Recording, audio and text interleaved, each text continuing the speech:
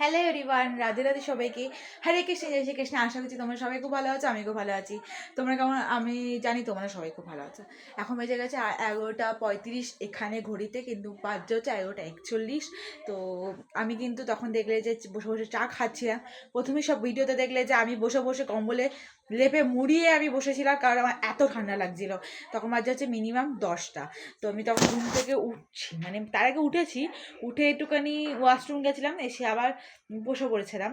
তো next day আমি কি করলাম না, আমি মানে জাস্ট ঘরটা হালকা গুছিয়ে তবে করেছিলাম। এখন ফাইনালি আমি চান করে ফ্রেশ ফ্রেশ স্কিন কেয়ার করে ঘর বাদ সিঁদুর একটু পরিষ্কার করে বাসিটা আমার ধোয়া হয়ে গেছে, মা মেলে দিয়েছে। আর এদিকে কিন্তু গোপালের বাসন মেজে নিয়ে এসেছি, আর গোপালের ফুল তুলসী পাতা তুলে নিয়ে এসেছি, জল ভরা আছে। তো এবার চলো এবার গোপাল দিয়ে দিই, কারণ গোপালও এখন শয়নে রয়েছে, দেখতেই পাচ্ছ, ওঠায়নি। শরীর খুব খারাপ, কোমর পিঠ দিয়ে খুব যন্ত্রণা করছে, শরীর খারাপ করছে। তো আমাদের পার্পেল থেকে কিছু বুকিং করব। তো প্রিয়া মানে পূজা দি কিছু করবে, সে প্রিয়াদের সাথে ডিসকাস করে কিছু সিলেক্ট করা হলো। ওখানেও আমার মিনিমাম 10-15 সময় লেগেছে। তো চলো এবার আমি কপালে পুজোটা দিয়ে দিই, আর তারপরে কিছু খাবার খাবো।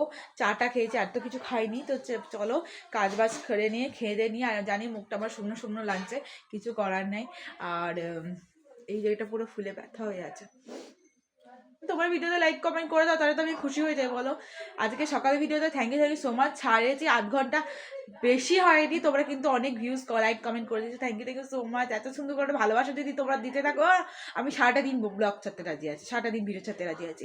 গোপালের ভিডিও ছাড়তে পারছি, যেহেতু আমাকে মিনি ব্লগই ছাড়তে হচ্ছে। চেষ্টা করবো মাঝখানে একটা নতুন একটা ফোন কেনা। তো নতুন একটা ফোন কিনলে অবশ্যই আমি তোমাদের সাথে সেটা শেয়ার করবোই। তার সাথে তোমরা সাপোর্ট করে যাতে আমি নতুন ফোন কিনবো। আর যারা যারা চাও যে আমি নতুন ফোন কিনি, তারা তারা কমেন্টে জানিয়ে যাও। তাহলে সবাইকে